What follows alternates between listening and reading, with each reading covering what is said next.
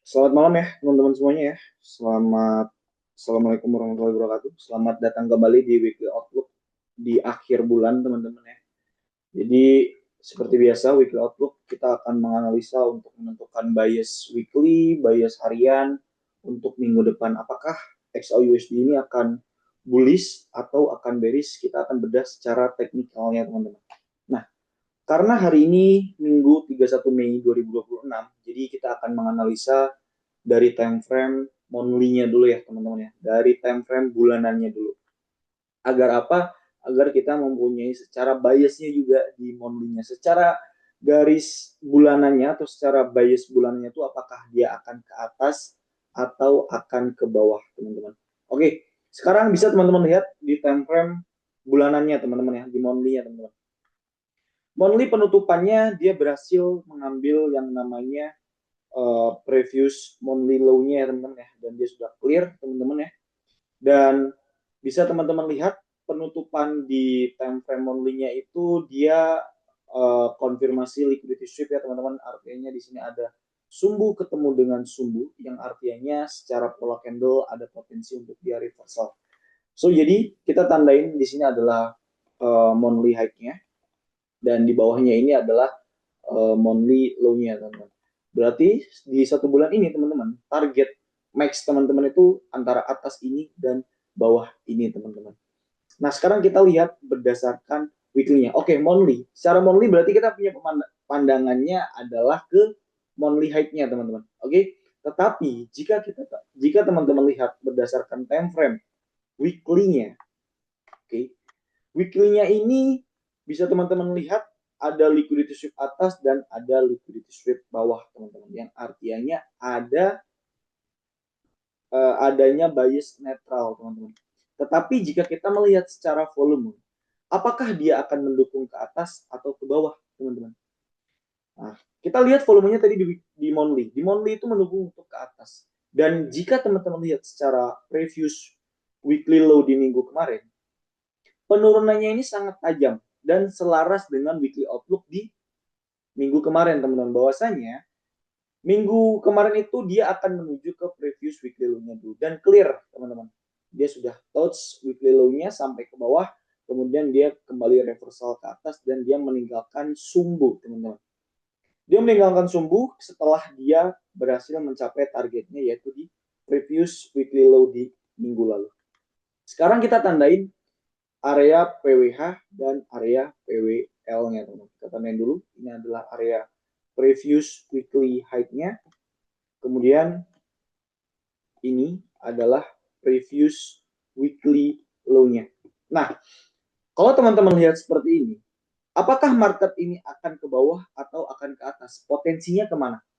Jika kita melihat berdasarkan monthly-nya tadi, berarti ke previous weekly high.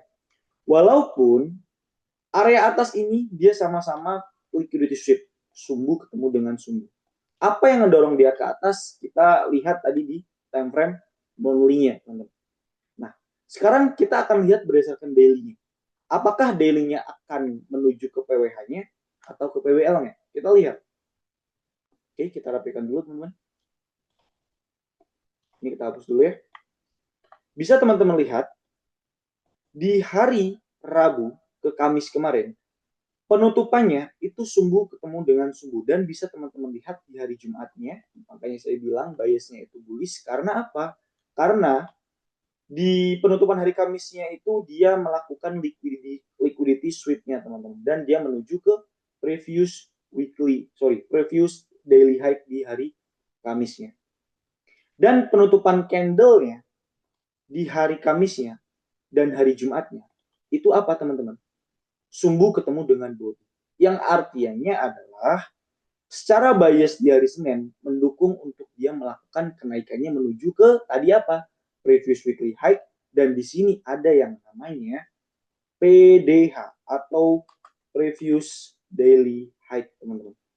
Berarti mendukung dong untuk dia melanjutkan kenaikannya secara bias monthly, weekly, dan daily-nya. Sekarang kita tandai. PDH-nya ada di sini dan kemudian PDL-nya ada di sini.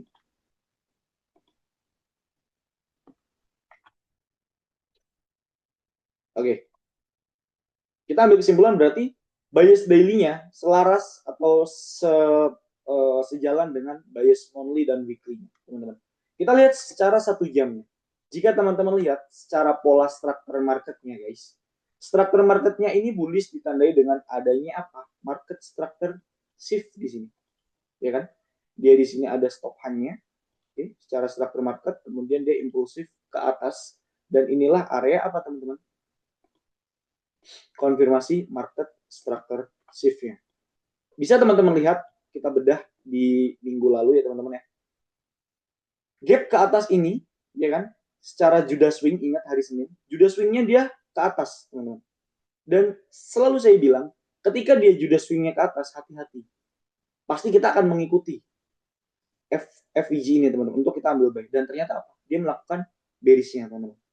Dia mengecoh retailnya untuk mengikuti Judah swing di hari Senin ini, dan alhasil market melakukan penurunannya. Dan dia melakukan reversalnya itu di hari Kamis dan Jumatnya. Sama halnya, jika besok hari Senin dia melakukan penurunannya, berarti dia akan membentuk sebuah Judah swing-nya untuk melakukan penurunannya. Dan kita akan sejalan dengan bias-nya di hari Selasa, Rabu, dan Kamis untuk menuju ke mana? PWH. Itu yang pertama. Yang kedua, penurunan terjadi karena dia akan mengisi area penting setelah market structure shift ini, teman-teman. Yang pertama di sini ada OB. Oke. Kemudian, jika kita ukur berdasarkan pola struktur dari low ke high, ya kan? Area ini adalah area diskonnya. Yang dimana area diskon dan FVG-nya ini adalah sebagai magnet untuk apa? Market ini menyeimbangkan harganya untuk mengisi area pentingnya. Oke. Jika kita berbicara soal Judah swing, jika besok dia melakukan ke bawah, berarti sama dong kayak ini. Dan selaras dengan struktur marketnya. Dia Judah swing dulu ke atas, kemudian dia ke bawah. Kalau dia Judah swingnya ke bawah dulu, berarti potensi weekly open nantinya di sini itu bakal di sweep lagi, teman-teman. Dan selaras dengan apa? Dengan bias kita. Oke.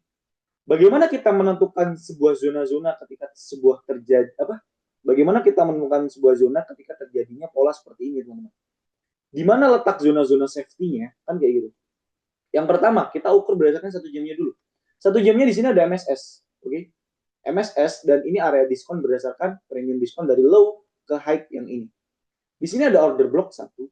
Kemudian jika teman-teman lihat berdasarkan 2 jamnya, di 2 jamnya sini ada FVG. Tetapi kita nggak mungkin untuk entry langsung buy di area ini. Karena zonanya cukup besar, guys. Oke. Berarti kita bermain di multiple time frame. Kita lihat di M15-nya. Di M15 menitnya, yang pertama ada order block di sini, teman-teman. Ya. Ada rally base rally, kalau teman-teman nanti lihat di M5-nya di sini. Ada order block, kemudian di bawah order block ada FVG plus, di sini juga ada area demand plus order blocknya juga. Jadi, area safety untuk teman-teman ambil buy position untuk mendapatkan tips yang cukup besar itu di area diskon ini, teman-teman. Bila mana nanti di hari Senin Judah swing-nya itu ke bawah. Nah, gimana bro kalau semisal Judah swing-nya nanti hari Senin dia ke atas? Kayak gini. Apakah potensi si weekly open ini bakal di hit lagi? Potensi, teman-teman. Nah, nanti lihat. Ketika dia Judah swing-nya ke atas, kita lihat dia akan memakan weekly open ini dan dia akan bermain di area sini. Ketika di sini ada opportunity buat confirm buy, teman-teman bisa mengikuti menuju ke apa? Monthly biasnya dan weekly biasnya dan daily biasnya. Ingat, hari Rabu, Kamis, Jumat, penutupan candle di PDH-PDL-nya itu apakah close-nya itu body atau sumbu? Oke. Kalau semisal nantinya Judah swing-nya dia ke bawah, itu bagus, guys. Hari Senin dia ke bawah, itu bagus. Berarti kita nggak ada PR lagi. Kita tinggal mengikuti Judah swing berdasarkan apa? Market structure yang mendukung untuk dia menuju ke previous weekly high-nya yang selaras dengan bias kita. Jadi, itulah weekly outlook, teman-teman. Secara arah, teman-teman, ingat ya, seperti yang kemarin saya sampaikan di ini, kalau semisal dia Judah swing-nya ke bawah, berarti enak buat kita mengikuti bias dan pola struktur marketnya. Tetapi bila mana dia nanti hari Seninnya dia ke atas, potensi untuk weekly open nanti dia akan hit lagi atau akan diisi lagi, teman-teman.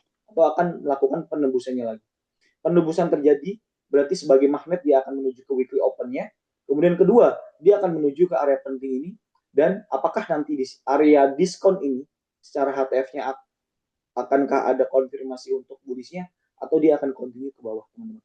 Yang jelas, teman-teman harus lihat secara Senin, penutupan Senin di time frame daily. Oke. Kan open di sini. Kalau semisal di daily-nya dia itu hit close body di atas, berarti dia akan continue bias-nya.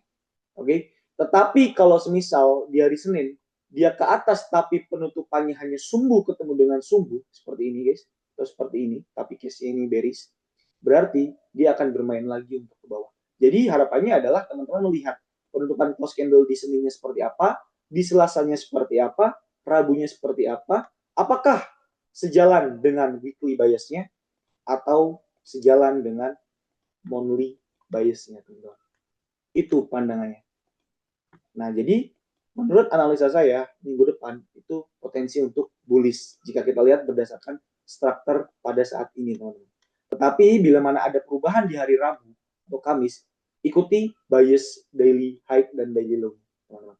Itu saja mungkin weekly outlook di minggu ini. Silakan buat yang mau bertanya.